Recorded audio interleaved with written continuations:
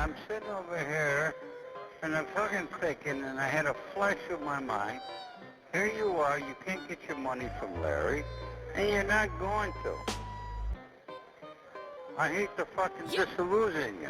This cocksucker, what kind of a fucking guy? He couldn't wait for John to die to take the car. So here's the proof, huh? Give the story because it's better than the truth, huh? Allegories will keep between me and you, huh? We get coins, never scraps. See this a Bitcoin getting cat. So here's the proof, huh? Give the story because it's better than the truth, huh? Allegories will keep between me and you, huh? We get coins, never scraps. See this a Bitcoin getting cat. So join. Started federal, grabbed a Colombo, see proof of work, I made it legible. Move out to cyber, was keeping crimes off for the web for you. Started a special group, yeah, I went private. Fell in love with Bitcoin and started mining. That's when I started shining. Getting green, dropping gems. Rocking the comic club, got them sent. They laugh, popping limbs. Give them life, here's the boost. Gotta put in the work, here's the proof. So here's the proof, huh? Give the story because it's better than the truth, huh? Allegories will keep between me and you, huh? We get coins, never scraps. See this a Bitcoin getting cat. So here's the proof, huh? Give the story because it's better than the truth, huh? Allegories will keep between me and you, huh? We get coins, never scraps. See this a Bitcoin getting cat. So join, get it back. Don't fucking talk to me next time! He's gonna kill me! Please! Oh, you worried about them, not us? He's gonna kill me!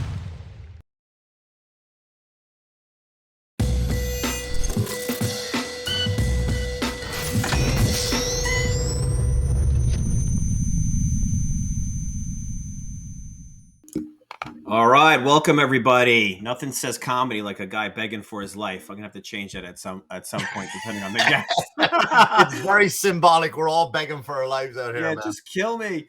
Welcome everyone. Episode 11 of Vinny's Proof of Work podcast. A good friend of mine, a special guest, my favorite Irishman, without a doubt, hands down. My favorite Irish comic, Mick Thomas, is here to join me today. Thank you, Mick, for joining me. Thanks for having me, Vinny. Thanks for having me. I have a few Italian friends, and it's funny because every Italian friend that I have, they always go, you know, my favorite Irish person, which is really kind of highlighting that I can't stand Irish people, but you will accept it. Yeah, we make an exception. We have to make a note of the exception. Yeah, you do. To everybody. You know, are you tell a joke like I can say that my friend is from Ireland. Yeah, I have a friend from Ireland. It looks like you're connecting in from the corner of your house. I'm in my daughter's game cubby, and one of my lights just went out. That's why I have the shadow. But I'm in the middle of building a whole new studio for my own podcast. Oh, cool! Yeah, it's been built from the ground up. It's a whole different building a whole thing outside the house. So That's it's great. taking a lot of time, but like it's going to be just a big studio, which is something I've always wanted. You know, yeah, that's killer. And then when the marriage finally falls apart, you move right in. I mean, the first thing I saw was a futon and a TV. When I bought my RV, that's exactly how I planned it out. I'm like, and then when my marriage falls apart, I'll be living in this. Yeah, you're set. You know what I mean? Like there's a comic, Joe Matarese, and he has a bit about when he in the middle of an argument with his wife. He's immediately planning his apartment. He's like, yeah, and I'll have guitars on that wall. I swear to God, it's so true. When I bought my first RV, there was a part of me knowing full well, like I was factoring it for like trips with the family. And then there's going to be moments where I'm living out here for like a week at a stretch when there's just like an unbearable fight that won't let go. And I have to decide, like, can I work from here? Can I live in here? Like, it's crazy to say. But like all that stuff crossed my mind, and sure as shit, I don't know if I made it happen. Maybe I made it happen, but like within 2 months of buying the first RV I had, there was some fight over God knows what. Sure. And I was like, "Fuck it all!" And I moved out to the RV, and I had my TVs and my bed, and it drove my wife crazy because sleeping on the couch, like, why should I have to suffer and sleep on the couch? Right? That's like depriving somebody of food and water to get a confession. Like if I'm going to apologize, they hate that, don't they? When you figure it out. Yeah, you figured out the loophole, and they're like, your punishment isn't enough. I figured out a loophole for your punishment. Yeah, she saw like cars pulling up. I'd have visitors, like I'd have my friends over, and she's like, "This is like crazy." Like The music is It- pumping. Yeah. Listen to that music. He doesn't even listen to He doesn't even- techno. I do now, sweetie. I really got into house music since I fucking moved out to the woods in my backyard. It's so true. So you mentioned your podcast. What's the name of it? Where can we find it? What's it about? Cheaper than therapy. Right. It's my own podcast. It's just me ranting for 20 minutes a week, every Monday morning, and I put it out, and that's it. That's all it is. It's a great way for me to. I love the name. Yeah, it's funny. It's just a way for me to just get whatever's off my chest that, I can't turn up at a comedy club and, waste 20 minutes of ranting about stuff. But I find on this podcast I do, and I get material from it. I get a lot of material from it because I write as I talk, kind of, and then I hear it and I go, there's the keywords, there's the joke.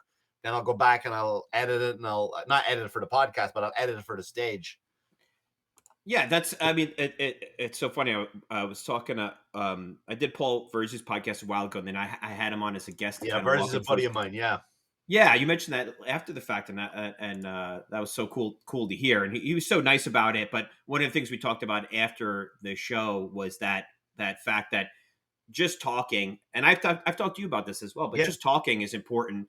And then sometimes the jokes will kind of come up, and when it comes out in that way, it's kind of nice because it happens very naturally. And you go, that's actually, if it gets a response, it's actually a great way to go, oh, that's a premise for a joke that I can remember, to build onto and actually turn into an on-stage joke. Yeah. We got a new dog last week, and, and when I went on my podcast and ranted about it for 15 minutes, if I went to the stage and started talking for 15 minutes about a dog, then two or 3 minutes less than that. Yeah. If I'm not getting a laugh on stage, I'm going to pull the cord. Go back to your good stuff. Exactly right. I got no immediate feedback, so I just keep going. I keep mining, and that's where I get a lot of material from, just from talking and hacking away at it. Yeah, I think that's so true with any of this kind of stuff. It turns into what would be, a comic hanging out with other comics for the specific purpose of writing. Well, you record it, you make it a show, and it has the same benefit anyway. So you're doing something that other people find entertaining, but you're actually working on concepts for jokes just by interacting. So I've liked doing it. I'm only how many episodes have you done? I'm only 11. This is our 11th episode. So it came out Monday. I don't know what day your show comes out. Monday I hit episode 157. Wow. Yeah. 157. How long do you do them, like weekly? Weekly, yeah. During the pandemic I did 2 a week just to get, get something out. But now it's definitely weekly. It's a commitment for me, and it's all about work ethic. And even when I don't want to do it, I'm like, there's been times where I sat down in front of the camera and I went, I don't know what I'm going to talk about today. And I watch the clock and I do not leave until I hit 20 minutes. You'll never find one lower than less than 20 minutes, because I think that's a good number. It's a good time. It's not too long. It's not too short. Yep. No, I should have. I think the pandemic was a perfect time for someone to start something like that. Had I not been hiding out in my RV listening to house music, I really should have done that, because comedy was all but dead. And for people like us, it's very strange, because we're so we're anomalistic in that we enjoy talking and putting ourselves out there, whereas most people really hate that. And that's why I love the name of your podcast, because Cheaper Than Therapy, I'm sure most people get it, but I get it, because it is something that is therapeutic for people like us to talk. And we feel better after. I feel better when I do a show. Like I get off the show and like if I record something and I go upstairs and, I just feel better. It's same thing with getting off stage. It's not as the high isn't as, for me, it isn't as pronounced, but the high is there. Yeah. And it's also too, like, if someone just saw you that weekend, for me to get an episode out on Monday, I'm still kind of fresh in their mind. And if they, I mentioned the podcast on stage, and if they want a little bit more, they'll go. If they don't, then that's okay too. That's okay too. Yep. And it's nice. It's recorded. It's there. And then in the event that you die in some like epic plane crash, they can go back now. And there's all your stuff. It's recorded. They can go back to episode 1. That's my legacy. Just me garbage ranting for 20 minutes. That's what I'll have. But the weird thing about my show is I don't edit. I hit record and I hit close. There's no when I watch your intro there, I'm like, fuck, I'm not doing enough. I need to be better. I just start. I hit record, and I go, all right, lads, and that's it. And then on the end of it, I say goodbye, and that's whatever happens in between. I don't go back. I don't like. I'm sure someone's gonna like. Someone came after me for an old joke about, and I don't care. Like, I don't care.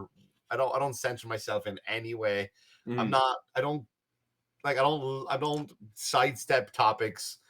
Because I genuinely don't have any malice or hate for anybody, you know, in my life. So whatever I say, like, I have the disclaimer in the description. It's a fucking comedy show, and that's all it is. I And know. if you don't, I wish that's all it were. Like, I totally agree with what you're saying, but unfortunately, the standard of like not having malice and stuff, I mean, doesn't really matter anymore. It could be people ascribe malice or say that that's maybe your privilege, that you don't even, doesn't matter to you, that if you don't have malice, it matters to the recipient of that they were hurt. And that to me is such a mind fuck, because I grew up, and you grew up obviously in Ireland, very different. Yeah. Well, I should say very different. I don't fucking know, but I can't assume that it's the same. But I grew up with the stressing the importance of when you communicate with somebody, that there are two parts of that. And a major part of that is when somebody says something, if they genuinely didn't mean any malice, that's a major consideration in all of the things, that ramifications and things that could come from it. And that's changed over the last 20 years, where it's gone from, it doesn't matter what your intention was, it matters that I was hurt. And the problem with that is then you're subject to somebody with, in law school, we called it with the eggshell skull, meaning if I come to someone who's emotionally an eggshell, they're emotionally an eggshell, that the slightest little thing will crack their sensibilities. That's a really shitty standard for us all to now sink to say we have to speak in a way that for the most insecure, neurotic, pathological person, we have to run it through that filter, because if it's going to offend them, then that's who we're lowest common denominator, which is the exact opposite, which is no, people that are generally normal, well-balanced. That's sort of always been my standard. I'm going to say something that the majority of people will understand is not with malice. And for the people on the fringe that get upset, well, grow a thicker skin. And I don't know if we're there, you know. Yeah, but here's the thing too, though. Like, and this is my take on it. And here's something happened over the last 3 months for me. There's moments in life where you'll have this aha moment that you can't fake, right? Like not being afraid to bomb on stage. That's a bad example. I'm sure you don't give a shit anymore. You're like me. You've bombed enough times in a healthy way, to know that like you can drive home and all right, that's what happened. Yeah. I learned what works, what doesn't work. You know, the situation, it was the crowd, the sound system cut out. Two people were whatever. You know, you're in comedy long enough. You've been on stage enough times to know that deep down, it's not going to have you pacing the floor at night like it used to when you started, right?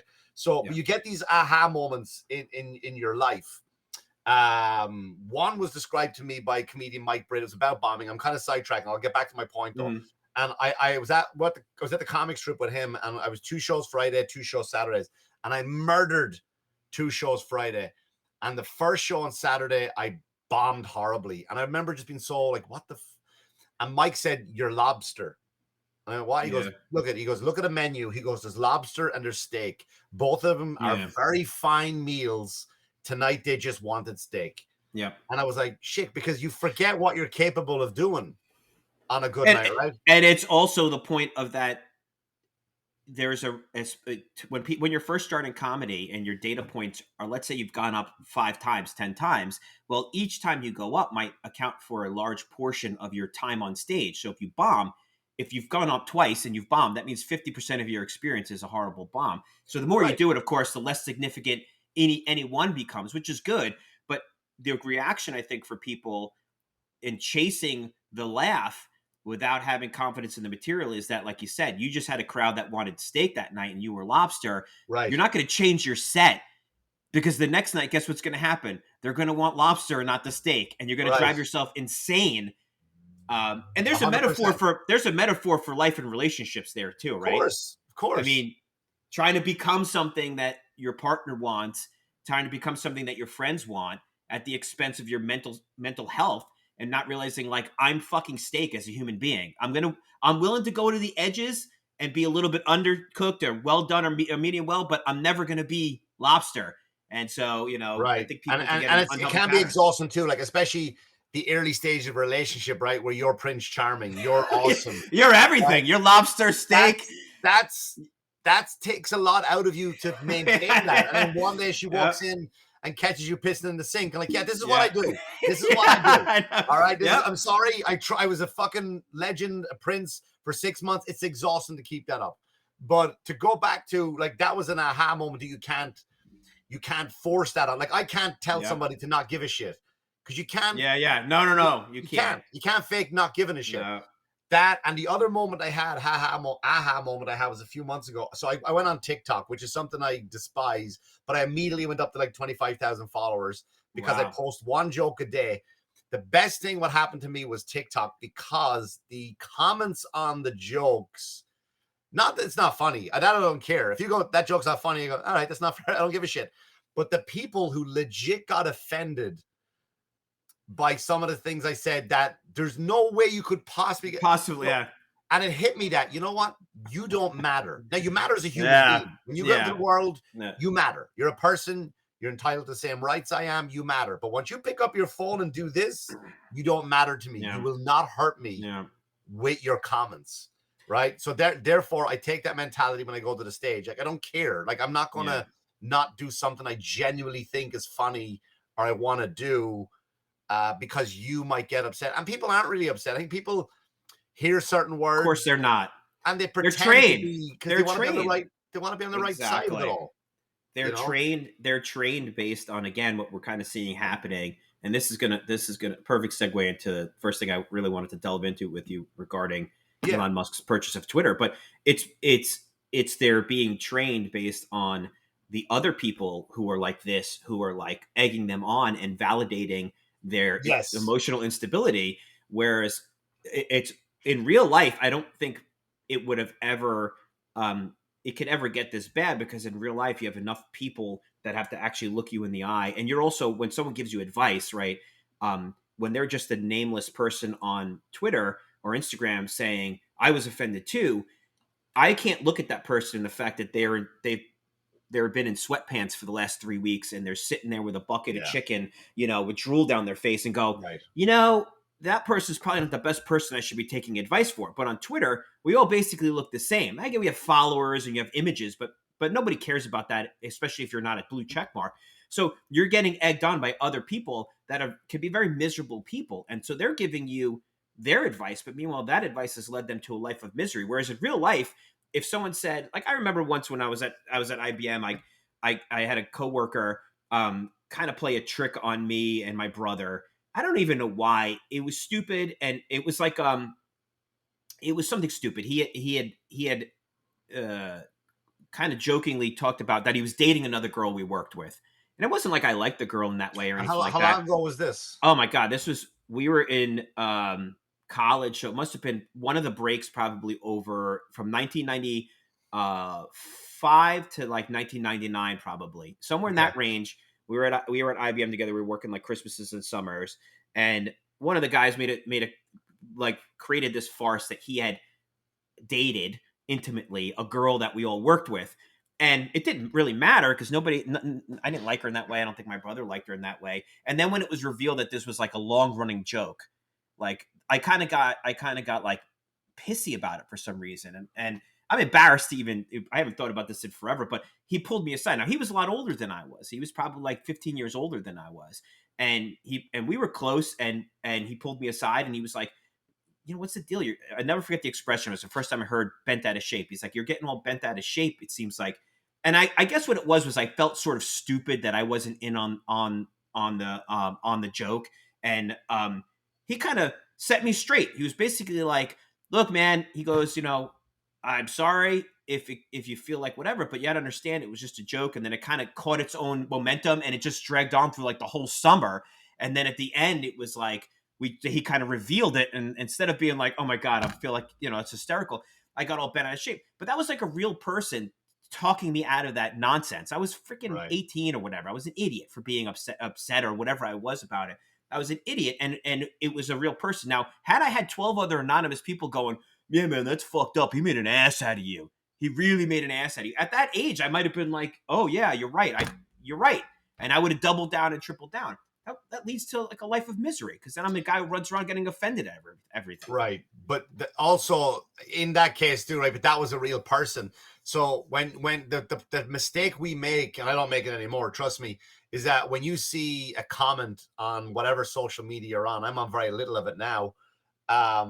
You assume that it's you and I talking at a comedy club, and then this person just joins in and has, like, you assume it's a normal person, person, but it's really not. It's really not. And it's someone, and I think we live in a world that people are so, it's like you go to school, right? And this happens a lot because I hear my daughter talk about what goes on in her school. I'm sure your kids have it in their school too. And everybody has a gender change now. And this is not about that, by the way. It's not me. No. Right. And then what happens is, and I'm going to look at, if you're just a normal everyday person and you're just, nobody notices you, you just go through life as a normal, which is great. I was one of those people. Yeah. And then all of a sudden, one person says something and look at all this attention they get.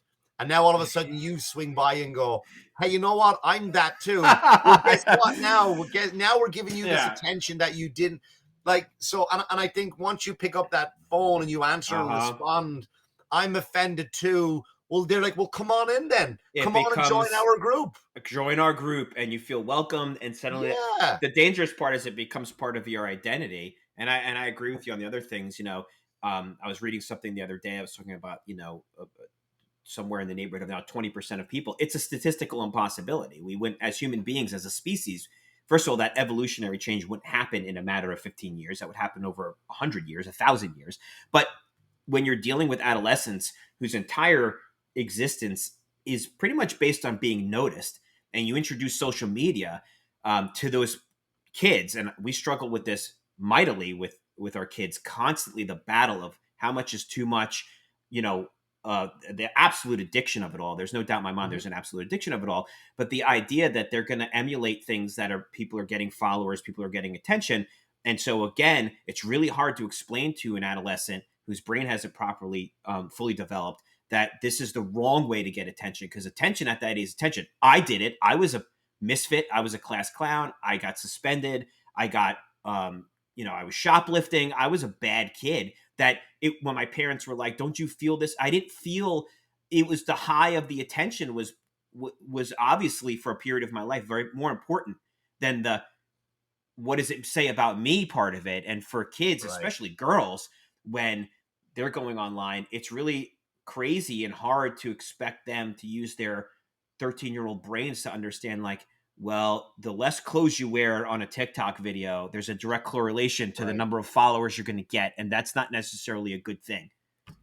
Yeah. And I think I always put myself back in what would 12-year-old Mick Thomas do? Yeah. If 12-year-old Mick Thomas thought he could eat a spoonful of dirt, eat an apple seed, drink some water, and grow an apple tree in his fucking belly. You know what I mean? So now you're going to give me a phone and I can tell the world my thoughts. That will be documented between now and if all of a sudden I want to run for president, they go, wait a minute, we're not going to hire this guy. He thought you could grow a fucking apple out of his belly. You know what I mean? And that's exactly where we're at, though, is that we've accepted that kids from, 10 and up have these devices, and a lot of them are on social media. Except as a society, we haven't accepted that. With that, we should then go, okay, well, then we should all understand, by giving children the access to this, that there's a certain portion of their life that should not count online. It should be like, when kids got, at least in America, you get in trouble as a minor and they seal your record. If you have the equivalent in Ireland, they seal your record. Okay, so like you can get caught shoplifting. We don't keep records like that in Ireland. We don't keep that at all. There's none of that. Yes, you do. No, as a child, no. Unless you fucking tie. Are you joking with me? No, not at all. Kids are kids. You get a lift home from the cops if you get caught at a building site or you rob something from a shop. They don't keep that on record. That's wild.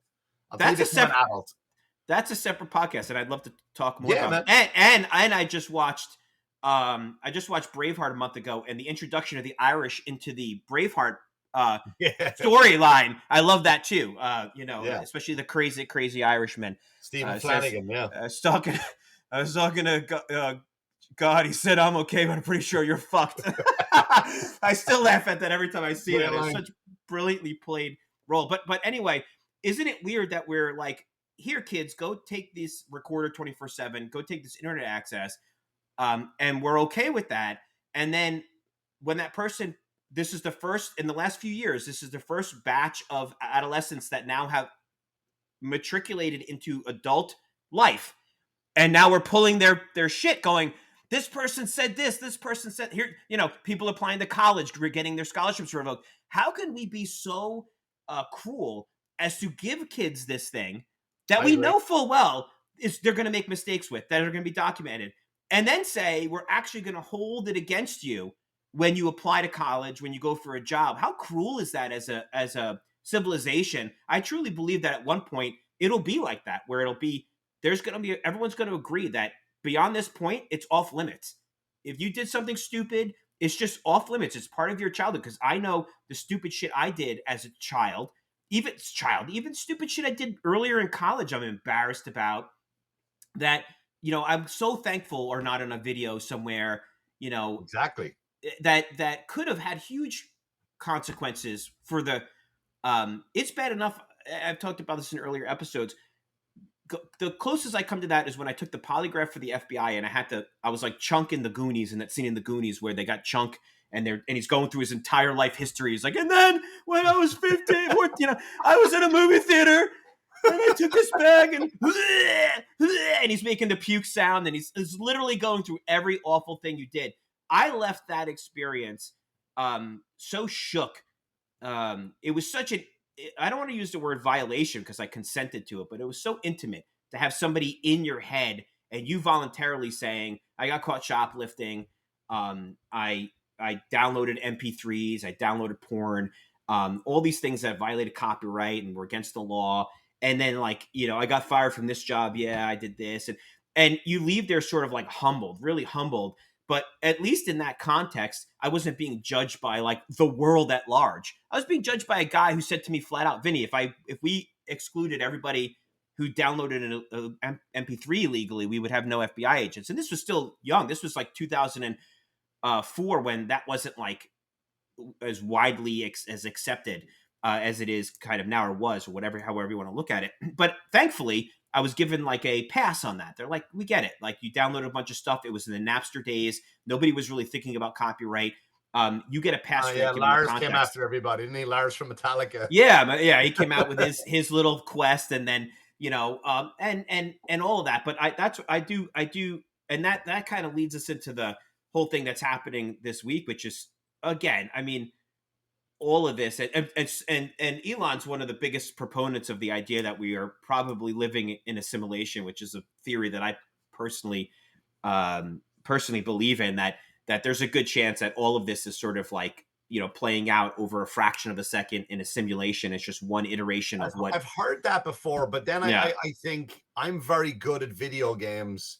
If this was a simulation, I'd be way better than what I'm doing with my life right now. No, I think, you know what I mean. I wouldn't be in this little box talking to you. I'd be in a big, you know what I'm trying to say? But I think I can't wrap my head around that simulation thing, because I'm if I play Call of Duty or something like that, which I'm not a big gamer, but when I play games, I'm really fucking good. And it's but it's a different. It's no, but your character, to draw out the analogy, your character would be, if you were in Call of Duty and you were given a character with specific limitations, he's a guy who can carry a bunch of stuff but isn't fast. That's what you're living out. That's how I look at it. You are living out. This might be the best that your character can do, given. That's scary, because right now I'm the character that has the gun and he's up against the wall because he doesn't know how to control it. He's jumping up and down. If we're in a simulation, that's what I'm doing. I'm going up to your face with a sniper rifle. It's trying to reload a bolt action. You're that's meant for 400 yards away. That's that's why I kind of disagree with the simulation. I never dismiss anything, but that's kind of one where I go all right, listen, I feel I should be doing better.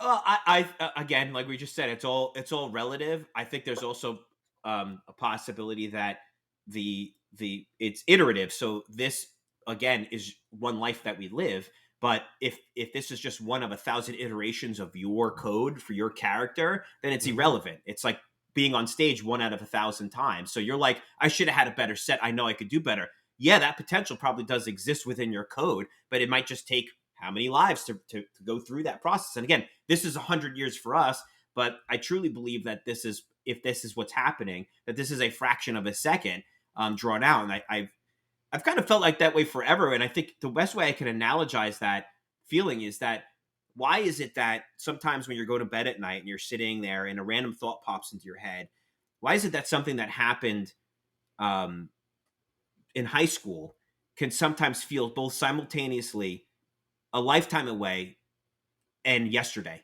simultaneously? I don't know how to describe that feeling to somebody. Like, that feels like a lifetime away. Well, during the pandemic, I went back to school and became a drug alcohol counselor, right? So I did a lot of mental health stuff and psychology, a lot of studying. You were a lot more productive during the pandemic than I was. I have to say, I also got my PhD during the pandemic. I was raving in my RV. I can't sit fucking still, man. So I think I just think something may happen that's triggering and bring it all back to you, because a lot of our things, and it's funny, we talk about this. I have another podcast called The Manxiety Show with me and Corey Brooks, and it's a little bit more serious, and I use whatever qualification I have because I don't treat patients, because I just don't. So I think I should take this knowledge and we pick a topic every week, 12 steps. We talk about female narcissists, which nobody ever talks about. Yeah. And then last night we recorded the whole Johnny Depp thing, which but so people ask me, why would he put up with that? But then a lot of people don't know that Johnny Depp's mother was extremely abusive. Yep. Right. So a lot of people, so there's a pattern there. So to go back to what you were saying, I just think that it's your brain, something could happen, something so simple. It could be a smell. It could be how you rolled over. But for all of us, we all feel that way. All of you, you ever think about your kids and something that feels like it was just yesterday, you were carrying them doing something, and yet it also feels like simultaneously it was another human being, another lifetime ago. And I just think that moment you're talking about, let it be back in school or your kids, whatever. I just think that moment was important to you. Right. And, that's why you remember every detail of it, like every detail, because it was important, but then again, there's so many of those moments in school or whatever, or with your kids that you don't remember. I'll watch an old video. We'll watch an old video with my wife and my kids, and I don't remember that. And I remember every detail with I'm great with that. Like when we go to a play or a performance and people take the phones out, I'm like, I'll remember this forever. I know I will. I don't need to look back through here, because I take in the feeling, and it's, I just think certain things are like that we'll remember.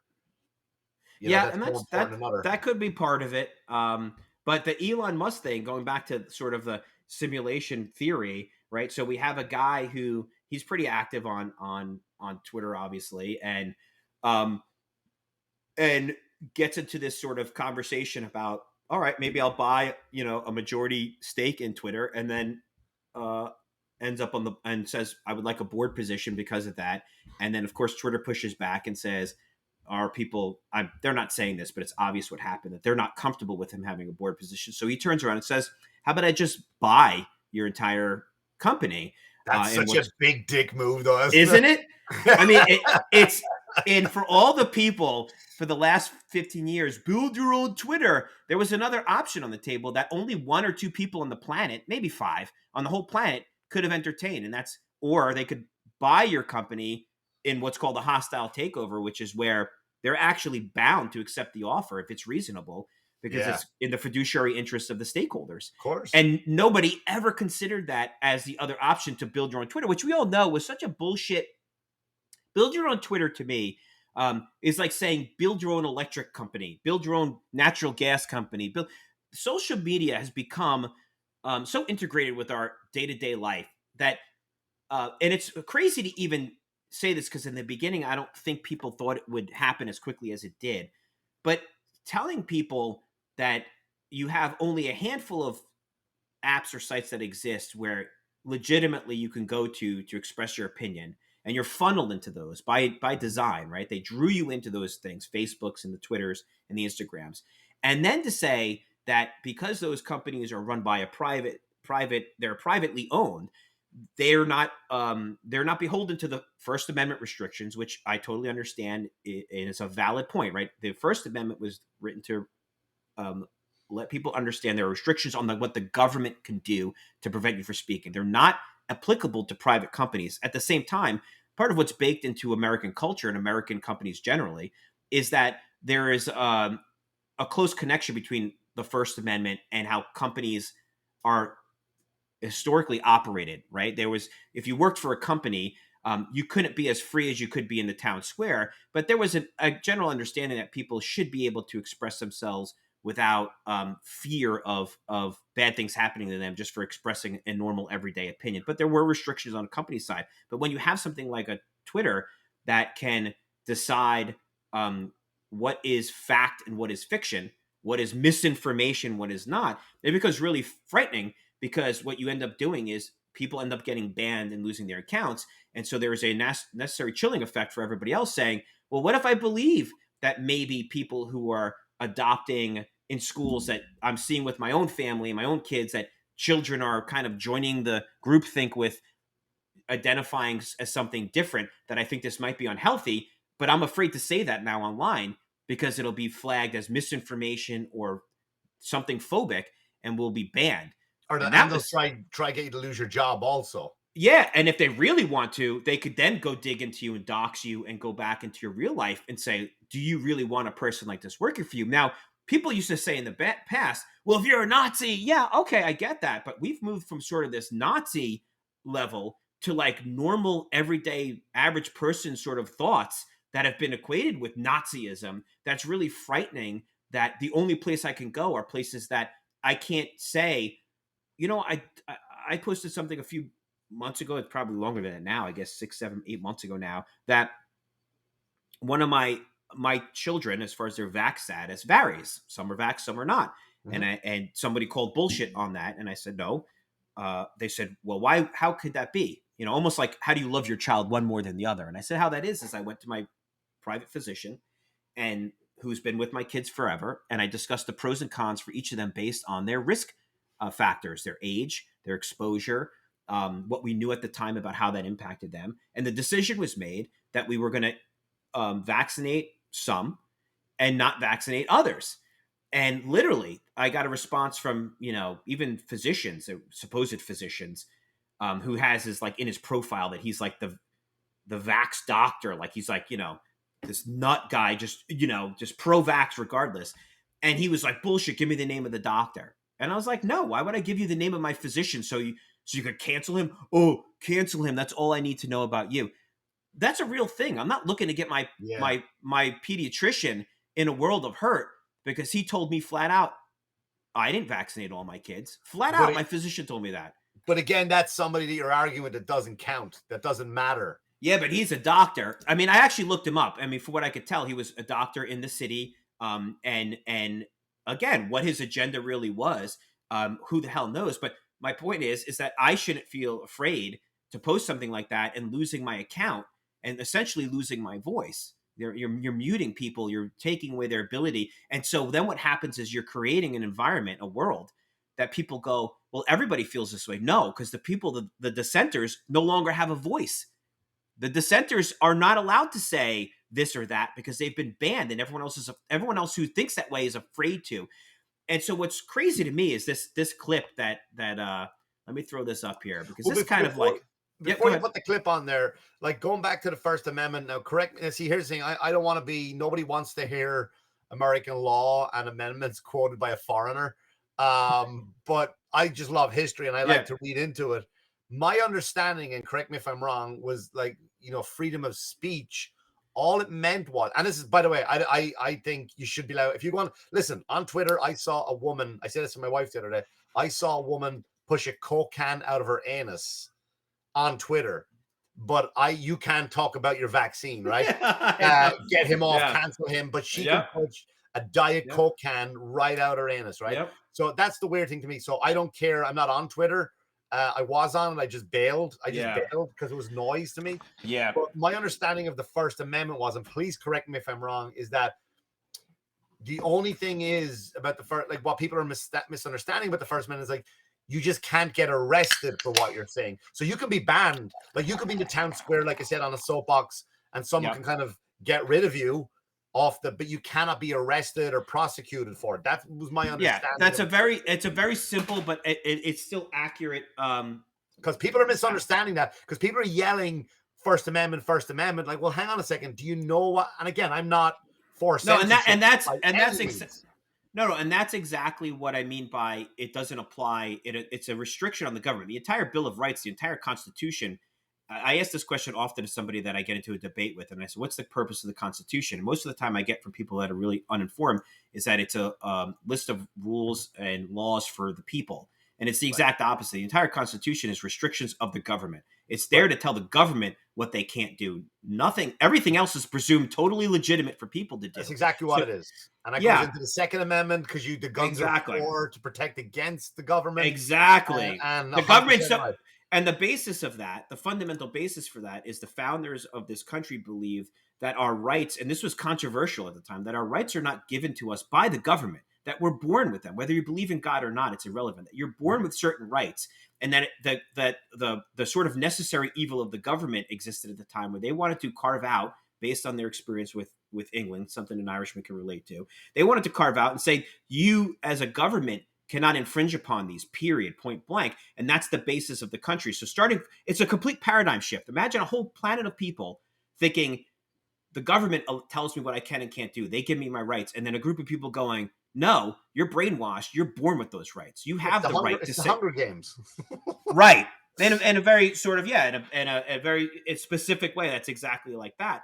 And so the restrictions, yes, are that the government can't arrest you. If I go on this podcast now and I say, fuck the FBI, fuck the CIA, fuck the President of the United States, I can't be arrested for that. There are countries when you can get arrested for that. If I said that about the king, right, they would have arrested me and fucking lopped off my head.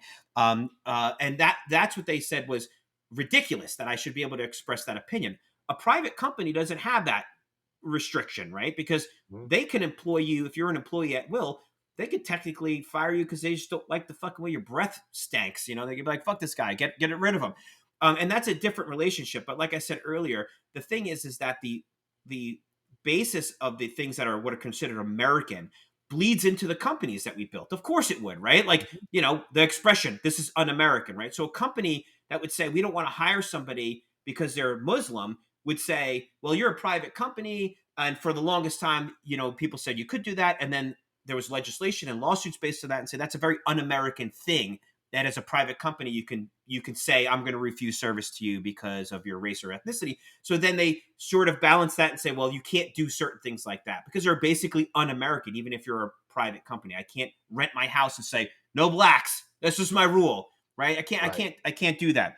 But as a private company, you do have a lot more freedoms. The problem comes to my analogy about the gas and electric is, what happens if I were to say to you tomorrow, Mick, that I work at the gas company, I work at the electric company, and I've reviewed your social media presence, and I just don't want you as a customer anymore. Just don't want you. Like you lean in a direction that I'm not comfortable with, and so I'm going to cut off your electricity. I'm a private company. I'm going to cut off your electricity. So get a generator, move into Vinny's RV, or build your own electric company, or your only options. There's a point when you can't do that to citizens because it's essentially like arresting them. It's essentially like sending them to prison. Sure. And we're at a point as we evolve that banishing people from social media is like losing a limb. It's like losing a sense, especially someone who grew up on it. I mean, we would struggle, just older guys. But if you told your child you'll never be on social media because of your political views, that's like saying you'll never smell again. You won't have sight anymore. They'll lose their goddamn mind, and they'll be social lepers when it comes to connecting with the world. And so what I was afraid of as these companies, we had all this competition in the beginning with MySpace and all these other companies that popped up, and then Facebook, and then this is what happens, right? It gets the power and the concentration of it gets filtered into a handful of companies. And if all of those companies lean in a certain direction, that's really a scary thing, because that means that they have the ability to blink you out of existence based on your political views. That's something that people said, oh, you're being this or that. It's the truth. There are people that are banned from social media I mean, the former president of the United States doesn't have a Twitter account. I mean, it's insane to me. I think half the things he said were moronic, but the idea that the former president of the United States doesn't have a Twitter account, I think is going to be looked back historically as a watershed moment for social media that led to someone like Elon, who has been who is South African, of course, who's saying that that's not right, and so he actually has the ability, one of 5 or 10 people on the entire planet, to buy a company and change the rules. Such a big dick moment. The only other time I've seen a big dick moment like that was, I don't know if you saw the movie The Justice League. No. Is it good? It's really good. The 4-hour version is really good. If you're a comic book movie guy, if not, don't watch it. But what happens I'm not spoiling it for you, but it's towards the end. It's nothing to do with the fighting or anything. But Superman's mother lost her house. The bank repossessed the farm. And then it just shows Bruce Wayne, Superman, moving all this stuff back into because she moved out. And Clark Kent says to Bruce Wayne, he goes, "How did you get the bank to give back the house, give back the farm?" He's like, "I bought the bank." Yeah, exactly. That's it. That's basically it. Like, that's the only other time. As soon as when they said Elon was doing that, I'm like, that's fucking a big dick Bruce Wayne move. I bought the bank. I bought the bank. And that's what's awesome about it. So let me play this clip because I think it kind of highlights then the hysteria that followed that I was actually surprised about. You own all of Twitter or Facebook or what have you. You don't have to explain yourself. You don't even have to be transparent. You could secretly ban one party's candidate or all of its candidates, all of its nominees, or you could just secretly turn down the reach of their stuff and turn up the reach of something else, and the rest of us might not even find out about it till after the election. Elon Musk says this is all to help people because he is just a free speech, philosophically clear, open-minded helper. You own all of Twitter or Facebook. So didn't they do that with the right? Yeah, I mean, that's what I find so bizarre about that is how tone deaf this dude is. That it's almost like this is the first time he's considered what could happen when someone who might lean in a certain direction, which, by the way, I find it hysterical that they also assume he's like this right-wing nut. He's not at all. Not in my experience with following him and seeing his interactions. He's honestly, like most of us, what I consider kind of a moderate middle of the road guy, but to the extreme left, they look at that and go, ah. But yeah, he's like the first time ever. He's like, so we have a guy that might not be as friendly to our thoughts. What could he do? Well, he could delete people. He could shadow ban them. Well, what could he do in an election? Oh my God, he could also promote the candidate he likes and down whatever the term is, promote the downplay. Yeah. It's like, yeah, dude, that's the whole problem that people like us have been screaming about all along, which is when you have someone that's elected, that's like your guy. And this is the whole basis of the Constitution generally, which is the rules apply equally. When you have somebody that wins office, if they come in and like Trump starts firing off executive orders, I have a problem with that, right? Because it kind of skirts the entire idea of having legislation behind it. Even if I like the specific executive order, I have a problem with it because it's not how it's intended to work. And I know that when the next guy wins, who I don't like that much, and he starts firing off executive orders, I'm going to have a problem with that too. But there's a whole group of people in this country that really get excited when the guy that they like is running the company and he's banning people because they said, hey, maybe, there aren't like 1,000 genders, and they're banning people because they say, this is burning down cities is not been productive for this. They get really excited because that's what they want. And they never think for a moment, well, if we're going to do this, then how long can somebody that I like be in charge? And what happens if an Elon Musk comes in and says, no, we're going to allow the former president of the United States to have his account back. We're also going to allow people to express differences of opinion regarding the vaccine. They're not going to be labeled as misinformation. They're not going to be banished.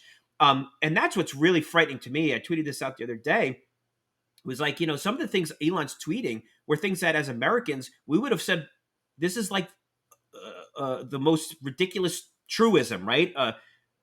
It's like a pointless thing. Like, he says, I wish people who even didn't like me, I hope they stay on because that's the whole thing of freedom of speech.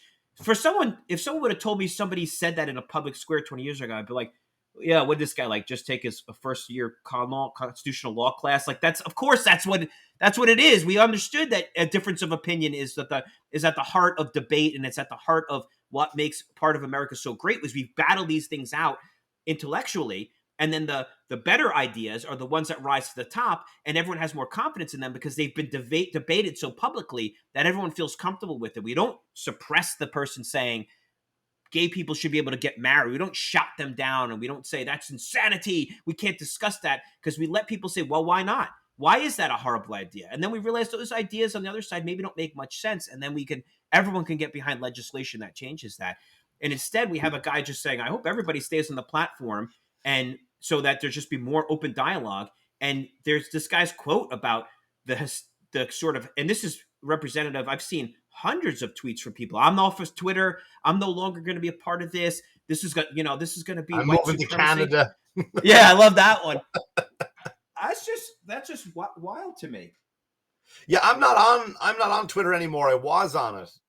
You should come back now, because it might not be the cesspool that it was. I went on it for Bitcoin shit. I love Bitcoin conversation, and I found there was a lot of really bright people that I could follow and interact with. And then I kind of got sucked into it, and I was like, with the comedy stuff, I started to put myself out there a little bit more with those conversations. But yeah, I could see how you could get consumed by the vitriol. But honestly, it just wasn't beneficial to me, unless I wanted to see girls push coke cans out the anus. But it really wasn't beneficial for me at all. People didn't come to my shows based on my Twitter account. And all it was I was just looking at things I didn't really care about. And like you said, it was during the election is when I kind of bailed. Yeah. And it was, and I didn't. Well, that's I didn't need any direction during the election at all, because I just genuinely don't vote. I just don't trust I mean, listen, if I were to pick a side on the last election, it wouldn't be where it is now. That's all I'll say. But I didn't vote because I genuinely don't trust anyone really when they get in there. So when I go on to Twitter, all it was no matter who I blocked, who I unfollowed, the algorithm just kept bringing. It's like the algorithm. Well, they want that girlfriend. Yeah, that's what it is. It knew how to push my buttons. It just knew how to push my buttons. I can't tell you how many times I start writing something and then I delete it because I know that the algorithm is designed to promote tweets that are designed to get an emotional response. Yeah. And I've purposefully do not give into that, even though I might feel like this is the stupidest thing I've seen. I have to address it. But I try to keep it related to, again, it goes to your purpose. If you're doing it to get people to the shows, I could totally see if there's really no point in this. But if there's other things other than women firing, doing the Pepsi challenge with their asshole, other than that, like if there's something you want to honestly like learn more about, for me, again, the being so interested and so involved in Bitcoin, I wanted to feel more connected to the community. And that is what drew me into it. And then I drew some lines and said, in my mind, like, I'm not going to get into like overly heavily political conversations. I'm not going to get into overly heavy, of course, like the sexual stuff. Honestly, I've seen probably 30 or 40 things like that. It just, the rabbit hole that I'd end up down there if I went that route, I just try to stay away from it. But I'm just more interested in like the exchange of the ideas part of it. Like I really think it can be a tool like that, but I just don't like the idea that the rules are not equitable. The rules are not enforced equally. And so what Elon's trying to do, one of the things he tweeted out recently was that he wants there to be he wants it to be accessible. He uses the term that it's the closest thing we have to global consciousness, which is a great way of putting it, I think. And that because of that, it should be accessible on a protocol level. And a lot of that is kind of like Bitcoin language. Again, my interpretation of that is that one of the fascinating things about Bitcoin that drew me into it after being a skeptic early on was that the notion of removing the government from our money and how difficult that is to do, because just like I told you about people saying for hundreds of years, the notion that your rights were bestowed upon you from the monarchy, that was common sense for the longest time. Of course they are. That's what you were indoctrinated to believe. And same thing with that money is issued by our government and government controls money. It's a tough thing to unlearn. And then when you start learning about economics and learning about the manipulation that happens, you're like, well, why would I trust the government in my money any more than I would trust the government in my marriage or in my bedroom? Like there's places that we all use the money, and time and time again, the government has betrayed our trust in them by printing more money than they should, by giving money to people that we never voted for purposes that we never voted for, and basically through inflation, robbing the value of our money. So we have a savings account that's worth a lot less. People don't realize when it comes to taxes, Mm-hmm. they forget that, look, it's literally your money. It's literally your money, and you're not asking what they're doing with your money, and that's the problem. And we just go, because we're just brought up to believe, like, all right, taxes in every country, right? Taxes are a part of life. That's it. I gotta pay taxes, and you never ask, where the fuck are you taking my taxes? Where or the accountability? You're telling me you're using it for this, but I'm not seeing it, and right. The problem is, I'm not getting receipts. I want a receipt, right? I love people that were like Elon Musk. This is a big thing I'm seeing on Twitter now, is people saying Elon Musk could have given that $43 billion to solve world hunger. And I'm like, do you know how many multiples of that we've spent, even just as a country, to solve world hunger? And we're not solving it. I mean, we've solved it through science and through the production of foods and stuff. But the idea that you could just throw money at it, Elon's not a fool. For him to give the government $43 billion, the UN $43 billion, if there was like, oh, there's this magic fucking pill that we give everybody and suddenly it solves world hunger, of course he would do that. He'd be the guy who solved world hunger. He knows that it's a waste of money because the government takes it and says, we're going to use it for this really great purpose. And then what you get back is like, oh, we put a bunch of methadone clinics together and gave out some tents and some Happy Meals, and it didn't work. You're like, where's the rest of my money? Yeah, where's the rest of the money? Some jerky. Yeah, I gave him some jerky, and we gave him some hypodermics because we thought that this was a drug thing. And you know what? Where's your money? Well, too bad. There's no accountability. You can't sue the government and say, we gave you all this money, we failed. What do? They raise taxes. They say we need more money next time. We got it right this time. And it's such a crazy thing, this idea that if you just gave the money to the government, that somehow all these problems would be solved. No, the solutions to these problems are actually going to come from private sector more than they're going to come from the government, because the government's proven they're incapable of solving these monstrous problems. I think there was a need for the government very, very early on because of the lack of organization and things like that. But we're quickly moving away from needing them. And I think these people in Congress are seeing the writing on the wall through a lot of these things. And I think that's why there's a lot of them are afraid of Bitcoin, is like the idea that they're not going to be able to just print $1 trillion and say, we're going to give everybody a fucking $1,200 check, and now we're going to be living with hyperinflation for like 15 fucking years, that nobody voted for this shit. Well, you can't do that with Bitcoin. You can't produce more Bitcoin and just give it out. You have what you have. It's the most responsible type of money, which is like, you can't like just print more and say, well, we're good for it. We're going to rack up a debt. 21 million Bitcoin is all there's going to ever be. And his language about it being accessible and being accessible on a protocol level is something that strikes to me as there's the Bitcoin protocol, which is how it's managed and how it's rules without rulers is the expression that a lot of Bitcoin people say, which is the idea that there is a set of rules that Bitcoin doesn't care what my politics are. When I do a Bitcoin transaction, it's decentralized, meaning there's no third party that's got to okay it. In fact, there's nothing that can stop it in the world if I were to send money from A to B. That's a powerful thing because it allows the people the freedom to say that I know that there's nothing the government can even do to prevent me from sending this. And the government can't take control of this network and say, well, suddenly now we're going to not make it 21 million Bitcoin. We're going to make it 21 billion Bitcoin. And we're going to make what you own fractionally, worth fractionally less now because we've just printed it into obsolescence. And imagine a social media platform where we can program the rules, and then it's like go, and the rules are there, and it could be tuned.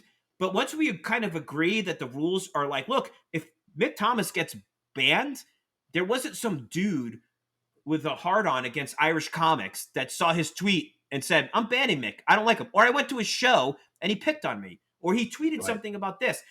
That is where I hope we can get, because then it's really rules without rules. Then we can express ourselves. And when you get banned, how about this? The algorithms behind how you get banned and whether you're shadow banned or not are public, and we could all see that.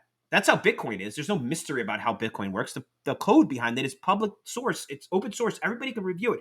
When I got banned for quoting Saul Rosenberg or Frank Rizzo, who's a Jerky Boy character, if you're familiar with it, I was joking with somebody online, and somehow the Jerky Boys came up, and I said a quote from Frank Rizzo, which is, I said, you buy this car, I'll break your fucking neck. And I got banned for like a week and a half, 2 weeks, because of threatening violence. Yeah, I got kicked off. A friend of mine, one of my good friends, we have an ongoing joke about the Sons of Anarchy show, and I said season 3 was the worst show ever because they went to Ireland and it wasn't really Ireland. They tried to make Southern California look like Ireland. Really? You know, palm trees and I sand. didn't know that. And he keeps teasing me, and on Facebook or on Twitter, he posted a picture up and he tagged me, and I go, "You're a cunt." And then they got rid of me for me talking to my friend like that.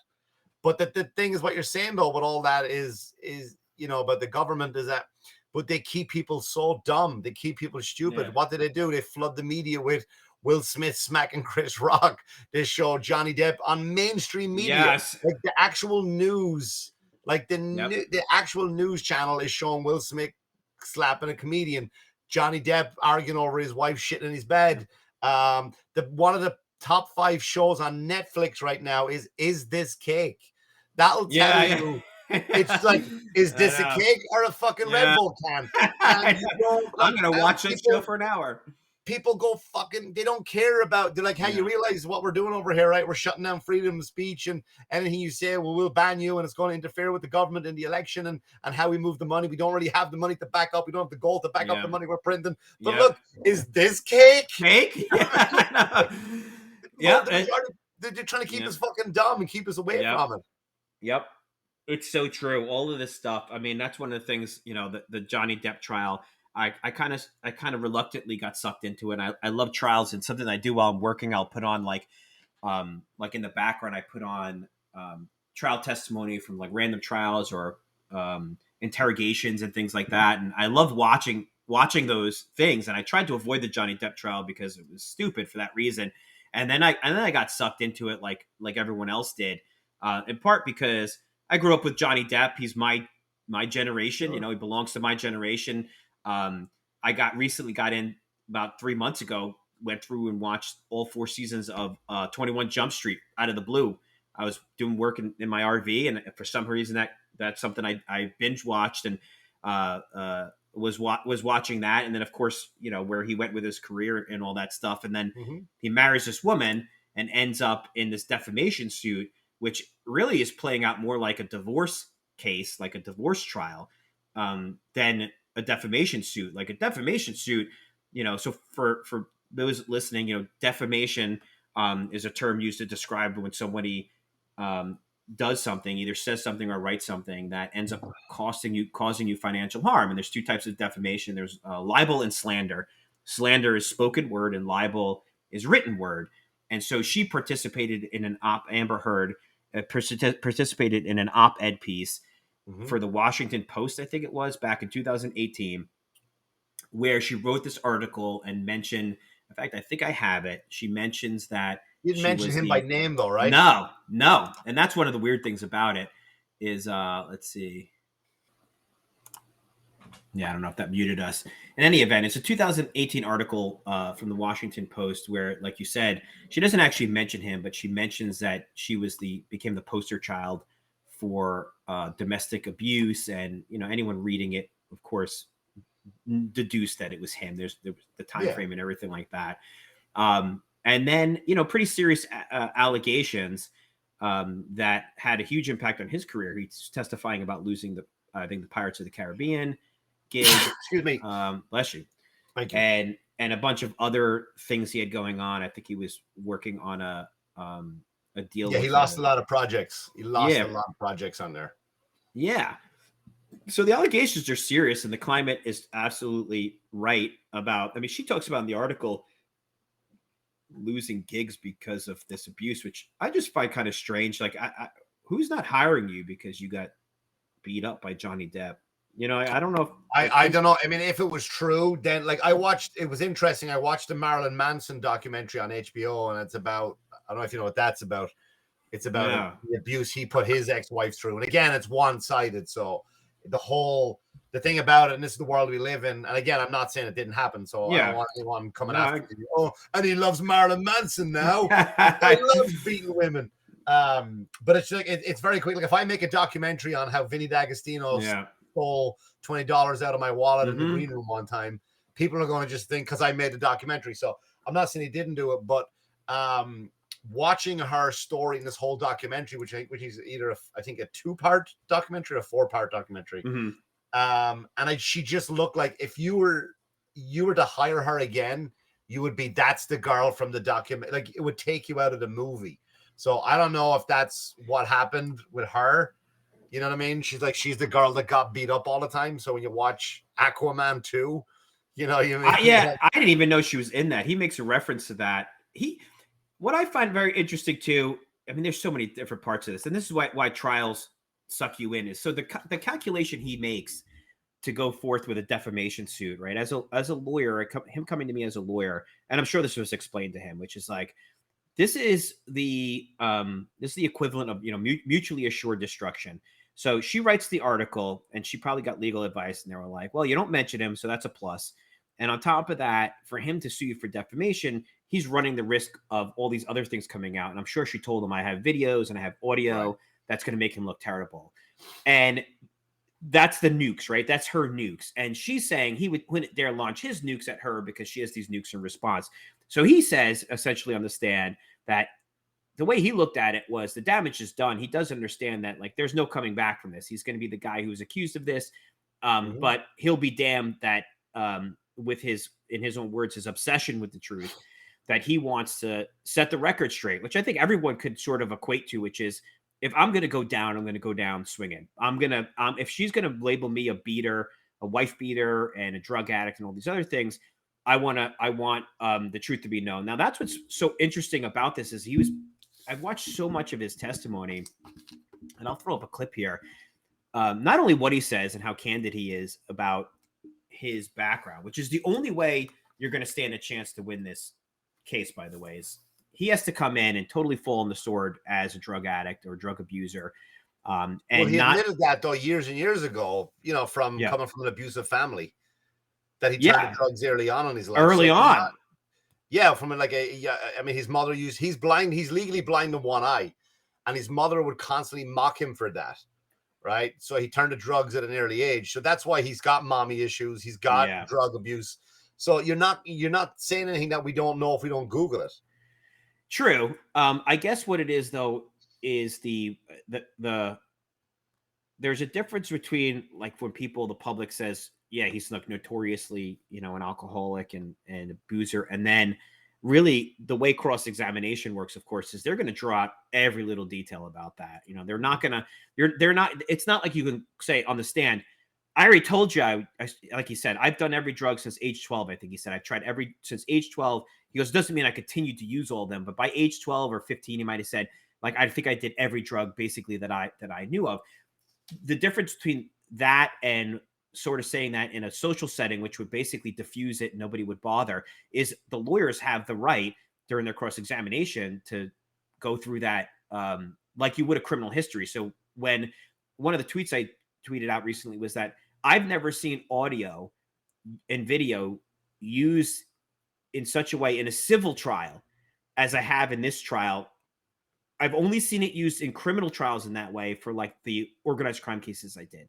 I've never seen a civil trial have so much audio, and it was surreptitious audio. It was taken most of the time without his knowledge, used as part of cross-examination to damage his credibility in a civil trial. This isn't like they're setting up these tapes like he was recorded by an undercover cop for years, and he's got to now go through the pain of and that's when you said you're a fucking cunt, right? And he's like, yes, that's what I said. And, you know, and he tries to explain, but of course, during cross-examination, you don't really get that freedom to just, like you would on direct examination. I don't think you have to explain either to the court. Like, did you call her a cunt?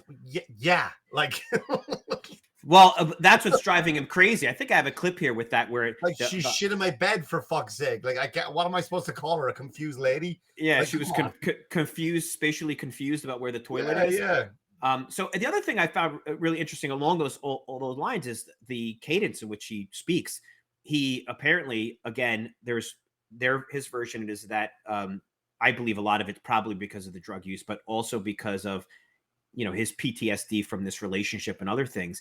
He has a slight stutter, and he speaks like this. Well, he's an introvert, playing Yes. probably one of the, if you look at what he's mostly known for, which is Jack Sparrow and I think Edward Scissorhands, whatever. Like Jack Sparrow, like he hides. Like he'll hide behind something and he'll come out and he'll talk and he'll go back in again. And that's all a choice of an actor, Donnie Brasco, very laid back, very he's not like even his version of Willy Wonka. Yeah, I was just thinking that too as you were saying that. Was not fucking in your face like Gene Wilder. Wilder was more, yeah. It was more of fantastic, Yep. This is not me saying no. It's one of the greatest movies ever. A good movie. I just thought it was a fucking bad Michael Jackson impression. Yeah, but he was very laid back through the whole, like everything he does. He's an introvert. You're right, and I think that's part of it. Like, watch this clip where, it's just very interesting the way he speaks and the way he explains. On the one hand, it could be very annoying because if I was sitting with this person, especially as a New Yorker, we all talk too fast. You would be like, shaking fucking yeah. And he definitely doesn't get to the point very quickly. You could ask him a simple question: how did you meet Amber Heard? And the story starts with a movie that was being shot a year before he met her, and then he talked to this person and talked to that person, and the court has been really patient and with allowing him to give these really long answers, which is fine. And I think overall, it's actually probably making him more likable and more endearing to the jury. But I did find it annoying in the beginning. And then once you sort of, again, is he acting? I don't know. I mean, he's a brilliant actor. But like, here's a clip. Here's a good one to start off with, of course. Coachella for the weekend. And that was it. That was it. Mr. Depp, after April 21st, 2016, when was the next time that you actually saw Ms. Heard in person? I left Ms. Heard, I left Penthouse. First of all, imagine being married to somebody and being forced to call her Miss Heard. Yeah, you can tell he was choking on that. Yeah, he's been doing it the whole time. Like, it's such a weird thing. Like, you end up you have this marriage, you fall in love, and the next thing you know, you're on the stand referring them to their maiden last name. Like, what a just gut punch to be like, now I'm calling her. There's a woman he had sex with probably 1,000 times. She shit in his bed, and now I gotta call her Miss. Now I gotta call Miss Heard. 3. I left at 4:30 in the morning. It was actually April. It was actually her birthday. It was about 4:30 in the morning, April 22nd, and that's when I left. And from that moment on, I did not see Ms. Heard until May 21st. And why was that?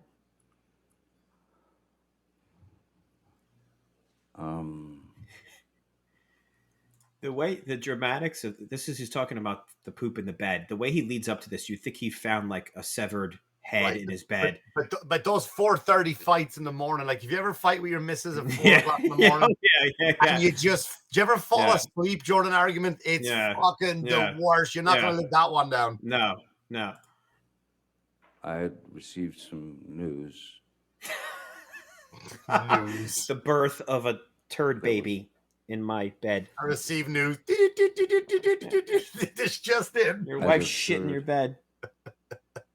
And grotesque. He's laughing too. Yeah. Cruel. And unsanitary. I was shown a picture of what the problem was. Didn't she blame the dog? Like she has she has like a chihuahua this big. That's she should have gotten a shit like a grizzly bear. To go downtown so that I can get some of my things, and get them out of there, especially the things that were precious to me, children things. Say how he talks though, he kind of friends, wanders off and Brando, Hunter. Yeah, but Elon does that too. Like he thinks whatever, before he things that speaks, were because anything Yeah. you say, And like he I would said, be I shit in court because I just don't ramble. think You know what I No, mean? it's very deliberate, and it's not necessarily bad, especially when you're in It's court. the perfect time. She's not going to be home for 2 days. And then he showed me a photograph on his telephone of Telephone. Who calls it a telephone? Yeah, that is weird too. It's a photograph. You just Your think of a Honor. rotary. He showed me. He says he looked at it on his phone. I'll overrule the objection as the photograph. What was the photograph of Mr. Depp?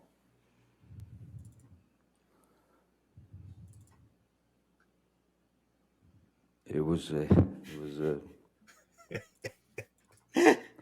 was a photograph of the bed, our bed,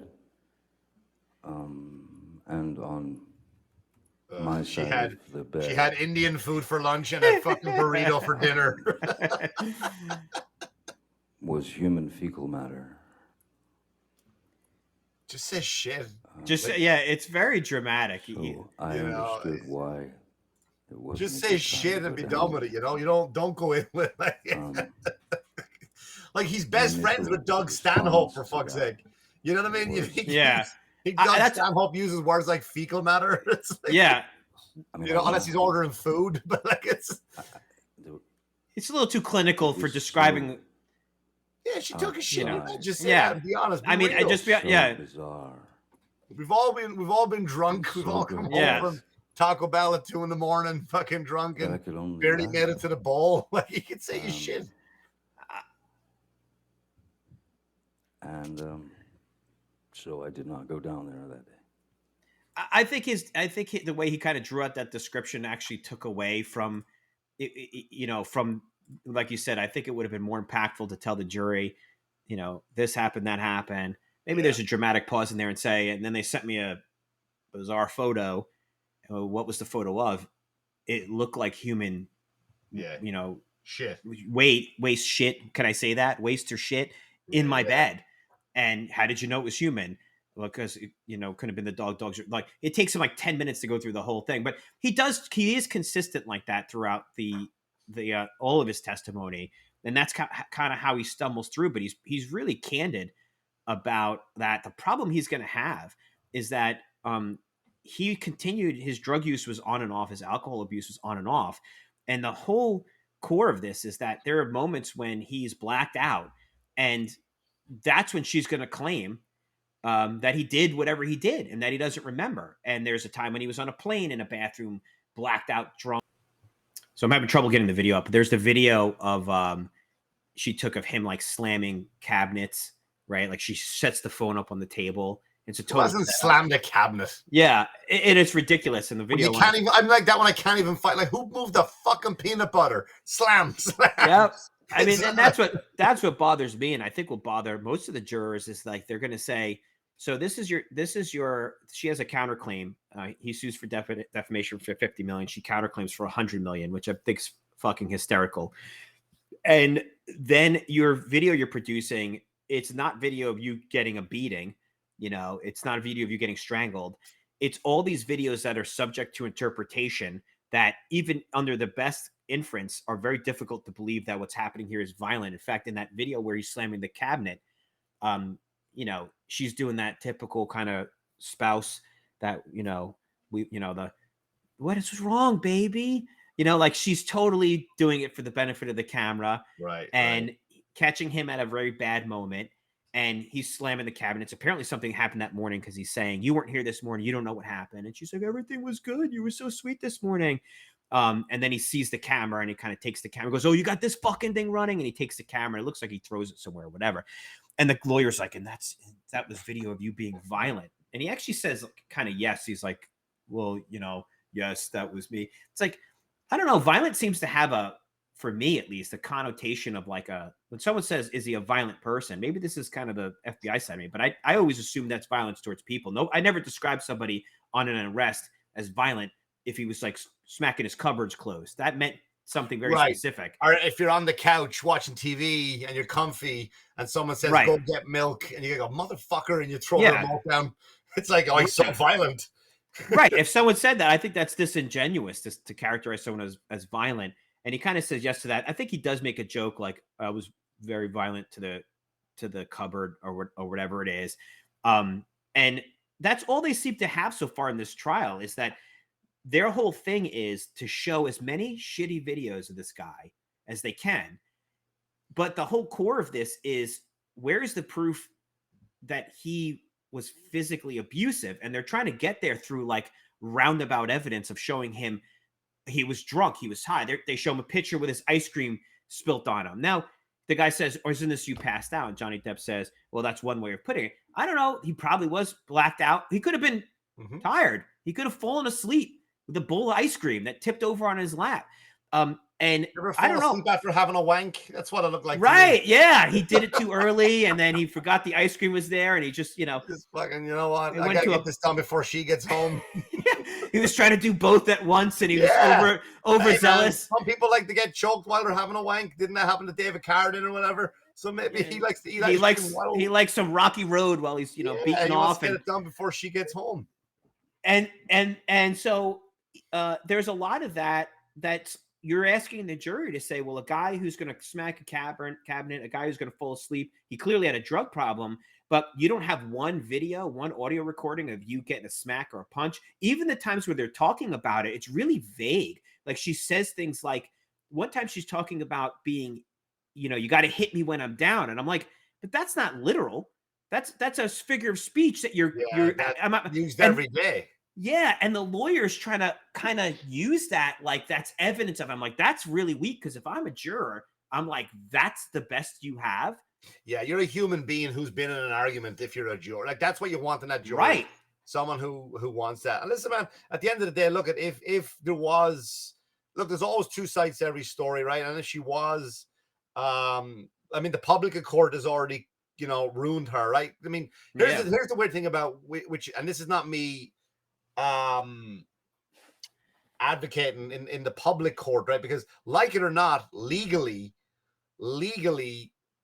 Casey Anthony is innocent, right? But public court, she's the fucking devil, right? So same with this one. We don't know what it is, but so if there was abuse there, then you know what, maybe it should be dealt with accordingly. But the thing I want to see in this is a win for men, where how many fucking men have lost their livelihoods, their jobs, their families over false accusations of not only just fucking violence, but making a pass at you.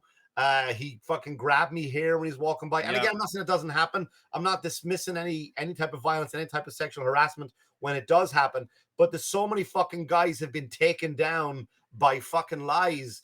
And I think hopefully, this is the shift that people need to see. Hey man, this is normal. Like this happens every day. Yeah. You can go online right now. Like I Googled for my show, the Manxiety Show. If you Google how to talk to, when I did research on female narcissists, if you Google how to talk to an angry woman, right? It says calm down. That's what Google says. First thing is up in Google. Yeah.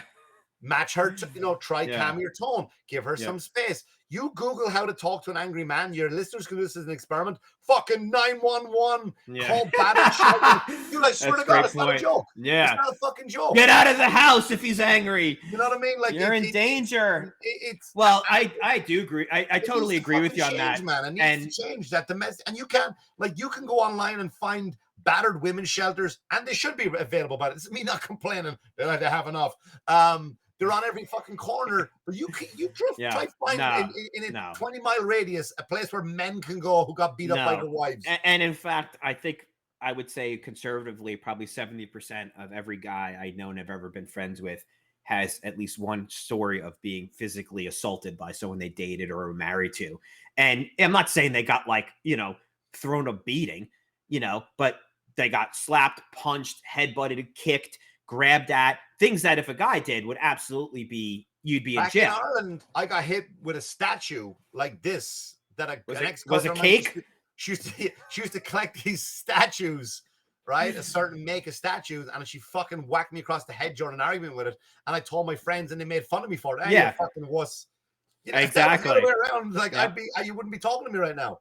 Well, a woman testified today, one of his people that was taking care of the property he had on this island, and she testified that she was witness to an occasion where she was getting handsy with him, grabbing on him, pulling his hair. Nothing major, but again, anything that if it were the reverse would be de facto proof of abuse. You'd say, well, any contact like that is not appropriate. His problem is that I think he's coming off a lot better than she is so far, and she has not testified yet.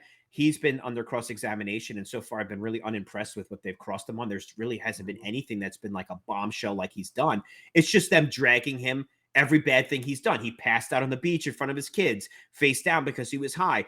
That's his problem. This is like a cautionary tale to guys that, like, if you are married to a volatile woman and you're also an addict, you're going to put yourself in a really bad position, because there's going to be times when you're going to say, I was passed out, that she's going to say, that's when you did this. And you're going to say, I don't remember that. But the obvious question is, but you wouldn't remember it because you were passed out. Sun. I had too much sun and a fucking few beers, and down I go. Down I go. And then, she's like, yeah, but right before that happened, so I can empathize with her that if being married, she's married to an addict, and that's got to be infuriating to deal with that, him, regressing and being high or drunk and embarrassing.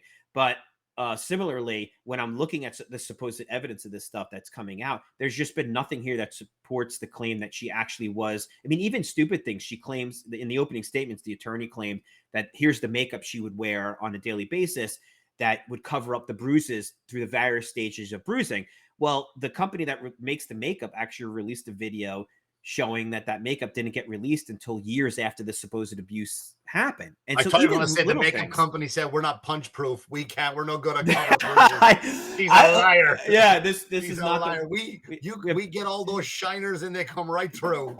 We got a much better makeup for that. Our battered women line of makeup is where you really want to be. It covers everything from open wounds to bruising, but even stuff like that. And they had a psychologist testifying today, and I wasn't actually sure what circumstances she diagnosed or tested Amber Heard, who is testifying about her borderline personality disorder, histrionic disorder, which is basically a compulsion, a need for conflict and drama that she has, this doctor believes that she has. And so I think all of that plays in. His mommy issues absolutely played into all of this, that how he handles women, how he handles kind of abuse and things like that. So in the end, I don't know that my gut is telling me this is going to be a wash, that the jury's just going to be like, basically, we just sat here for 2 or 3 weeks, heard every awful detail of your marriage, but there's not enough proof either way. And so they're just going to, my gut is telling me right now that they're just going to walk away from this and say, fuck all of you. This is a disaster. But I think in the court of public opinion, which is a totally valid point, he's going to win. And she didn't. And so I think that is a worthwhile cause in the end from him. He goes, I had nothing before. Now at least I have the public opinion maybe on my side. Yeah, I think he wanted to look well in the eyes of the public, meaning he doesn't want to get discriminated against any extra work. And he definitely wants to look good in front of his kids. You know what I mean? Because they don't want to look at your dad being a fucking, I don't know if he has any kids with her. I don't think they do. No, but he's got kids that are like old enough to know this stuff. He doesn't want, you're a father, I'm a father, and you don't want it to be looked up. No. The kids look up as in, yeah, my dad beats women. The kids go to school. Exactly. And hey, your dad beats fucking women. So I think deep down, I think that's basically what he wants. I mean, once he gets the public on his side, give him another Pirates of the Caribbean movie. You know what I mean? Fuck it. Like, well, I mean, you look at people historically, you had actors that have done that. Robert Downey Jr. Mel Gibson, Robert Downey Jr. was a drug addict, had all sorts of fucking criminal history with guns and drugs and shit. And now nobody even remembers that stuff anymore. And so I think he's done a really good job of admitting to the things that he didn't get in there and claim he wasn't addicted to drugs and all these other things. And I think he came off really sympathetic, and she comes off as someone who, is kind of using him for the benefit of her career, and married a guy that she knew had drug problems. This wasn't a surprise to her. And then basically used those things in a lot of ways against him.